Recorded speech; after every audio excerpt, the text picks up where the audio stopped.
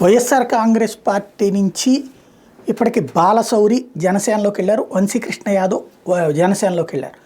అట్లాగే సామినేని ఉదయభాను కూడా జనసేనలోకి వెళ్తారు అన్నటువంటి ప్రచారం నడుస్తుంది. ఇది కేవలం ప్రచారం, వదంతి మాత్రమే.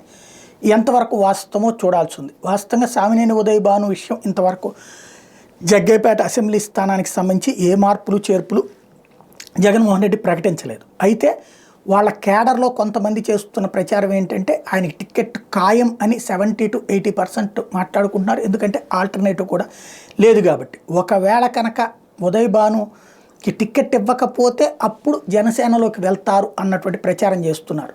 అది నిజమా కాదా అన్నటువంటిది రాబోయే రోజుల్లో ఇచ్చే లిస్టులు, విడుదల చేసేటువంటి జాబితా దాన్ని బట్టి ఆధారపడుతుంది. వాస్తవంగా ఆయన ఇంతకుముందు కాంగ్రెస్కి హార్డ్ కోర్, వైఎస్ ఫ్యామిలీ అంటే హార్డ్ కోర్ ఫ్యాన్స్ అట్లాంటి. అందుకనే తర్వాత జగన్మోహన్ రెడ్డిని కలవటం, జగన్మోహన్ రెడ్డి వైఎస్ఆర్ కాంగ్రెస్ పార్టీలో చేరటం, ఇంతవరకు స్ట్రాంగ్గానే ఉన్నాడు. వేరే పార్టీలు మారినటువంటి అలవాట్లేదు తనకి. మరి ఇప్పుడు ఈ ప్రచారం చేస్తున్న వాళ్ళు ఆయన మీద కక్షతో చేస్తున్నారా నిజమా అన్నటువంటిది చూడాల్సి ఉంది.